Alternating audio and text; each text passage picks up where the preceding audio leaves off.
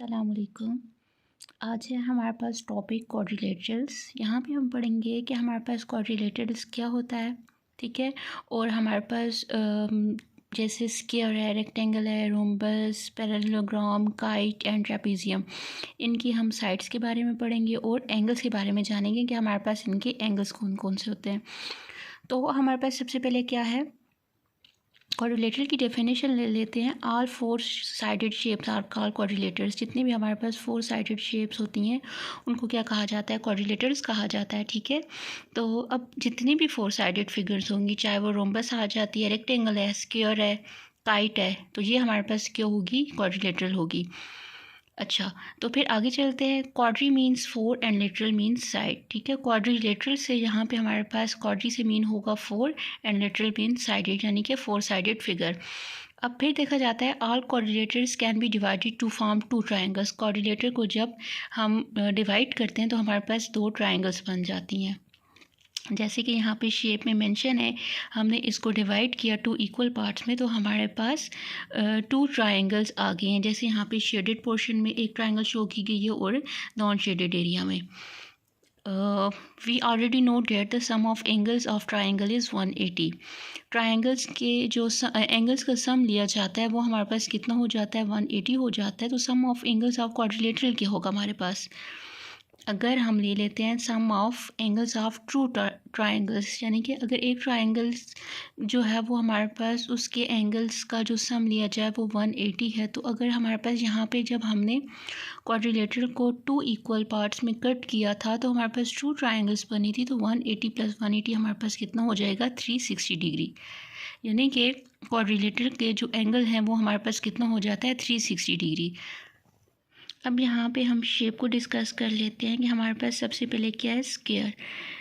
Square में अगर हम ले लें A B C D side, ठीक है, all four sides are equal and opposite sides are parallel. हमारे पास यहाँ पे जो फोर साइड्स होती हैं वो इक्वल होती हैं और एक दूसरे के पैरेलल होती हैं। पैरेलल कब होती हैं, जब वो किसी भी पॉइंट पे एक दूसरे को इंटरसेक्ट नहीं करती, तो ये हमारे पास पैरेलल कहलाती है। तो स्क्वायर में भी हमारे पास यही होता है कि जो इक्वल साइड्स होती हैं, opposite sides are equal. Opposite side यानी कि अगर हम एक साइड को ए बी का नाम दें और दूसरी साइड को सी डी का, तो ए बी जो होगी वो सी डी के इक्वल भी होगी और पैरेलल भी होगी, यानी कि वो किसी भी पॉइंट पे एक दूसरे को इंटरसेक्ट नहीं कर रही होंगी।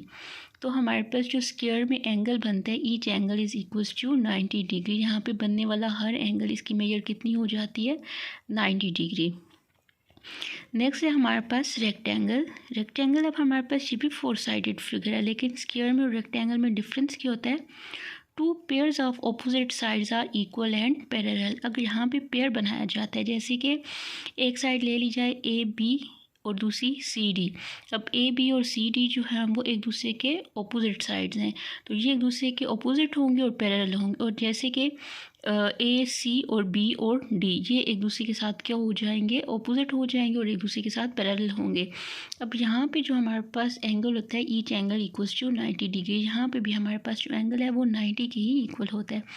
लेकिन स्क्वायर में हमारे पास फोर साइड्स जो होती हैं वो इक्वल होती हैं, पैरेलल। जैसे कि रेक्टेंगल में एक दूसरे के पैरेलल हैं, यहाँ स्क्वायर में भी वो पैरेलल होती है, लेकिन डिफरेंस क्या होता है कि हमारे पास स्क्वायर में फोर साइडेड जो होती हैं फिगर वो इक्वल होती है, यानी कि हर साइड की लेंथ जो होगी वो इक्वल होगी, जबकि रेक्टेंगल में हमारे पास जो अपोजिट साइड होती है वो इक्वल होती है। नेक्स्ट है हमारे पास रोम्बस। अब रोम्बस को अगर देखा जाए तो ये भी तो हमारे पास फोर साइडेड फिगर है, लेकिन इसमें डिफरेंस क्या है, all sides are equal, two pairs of opposite sides are parallel. अब यहाँ पे सारी साइड्स इक्वल होती हैं, लेकिन यहाँ पे जो हमारे पास ऑपोजिट्स का साइड्स का पेयर बनाया जाए तो वो एक दूसरे के साथ क्या हो जाती हैं, पैरेलल हो जाती हैं। और यहाँ पे एंगल क्या होता है, two pair of opposite sides are, two pair of opposite angles are equal. यहाँ पे ऑपोजिट एंगल्स का जो पेयर होता है वो एक दूसरे के साथ क्या हो जाता है, इक्वल हो जाता है। नेक्स्ट है हमारे पास पैरेललोग्राम। पैरेललोग्राम में हमारे पास क्या होता है, opposite sides are equal and parallel. अब यहाँ पे हमारे पास ऑपोजिट साइड्स जो होती हैं वो एक दूसरे के साथ इक्वल भी होती हैं और पैरेलल भी होती हैं। और यहाँ पे ऑपोजिट एंगल्स आर इक्वल, यहाँ पे जो बनने वाले ऑपोजिट एंगल्स होते हैं वो एक दूसरे के साथ क्या होते हैं, इक्वल मेजरमेंट शो कर रहे होते हैं। तो यहाँ पे ये थोड़ा सा डिफरेंस है इसमें। जो हमारे पास स्क्वायर है, स्क्वायर में हमारे पास इक्वल साइड्स होती हैं और पैरेलल होती हैं। रेक्टेंगल में हमारे पास पेयर ऑफ ऑपोजिट साइड्स होते हैं और वो इक्वल होती हैं। रोम्बस में हमारे पास क्या है कि सारी साइड्स इक्वल होती हैं लेकिन 2 pairs of sides are parallel. जो हमारे पास ऑपोजिट साइड्स का पेयर होता है वो एक दूसरे के साथ क्या हो जाता है, पैरेलल हो जाता है। और पैरेललोग्राम में हमारे पास क्या होता है, ऑपोजिट साइड्स इक्वल होती हैं और एक दूसरे के साथ पैरेलल होती हैं। नेक्स्ट हमारे पास काइट को देखा जाए तो काइट भी एक्चुअली हमारे पास 4 साइडेड फिगर है। ये भी हमारे पास क्वाड्रिलेटरल की फॉर्म को रिप्रेजेंट कर रहा है। जैसे कि हमने क्वाड्रिलेटरल में ये पढ़ा था कि हमारे पास 4 साइडेड फिगर होती है, तो यहाँ पे भी हमारे पास क्या शो हो रहा है, 4 साइडेड फिगर शो हो रही है। अब यहाँ पे भी 4 साइडेड फिगर है लेकिन इसकी साइड्स में क्या होगा, 2 pairs of adjacent sides are equal. Adjacent sides का जो पेयर होता है वो एक दूसरे के साथ क्या शो होता है, इक्वल शो हो रहा होता है।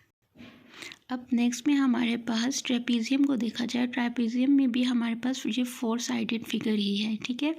और क्वाड्रिलेटरल में ये रिप्रेजेंट किया गया था कि हमारे पास जो 4 साइडेड फिगर होती है वो क्या कहलाती है, क्वाड्रिलेटर कहलाती है। और ट्रेपीजियम भी क्वाड्रिलेटर की ही एक टाइप में शामिल हो जाती है। अब इसकी साइड्स क्या होता है, 1 pair of opposite sides are parallel, यानी कि 1 पेयर ऑफ ऑपोजिट साइड का जो एक पेयर होता है वो एक दूसरे के साथ क्या हो रहा होता है, पैरेलल हो रहा होता है। जबकि दूसरा पैरेलल नहीं होता। अगर हम उसकी लाइन को बढ़ा दें तो किसी न किसी पॉइंट पे जाके एक दूसरे के साथ इंटरसेक्ट कर लेती हैं। अगर लाइंस एक दूसरे के साथ इंटरसेक्ट करती हैं तो वो हमारे पास पैरेलल नहीं होती। पैरेलल कब होती है कि वो अगर हम लाइंस को बढ़ाते भी जाएं तो वो किसी भी पॉइंट पे एक दूसरे को इंटरसेक्ट नहीं करते हैं। और हमारे पास ट्रेपीजियम का अगर एंगल देखा जाए तो जितने भी इसमें एंगल बनते हैं वो सारे अनइक्वल होते हैं, यानी कि उनकी लेंथ इक्वल नहीं होती है।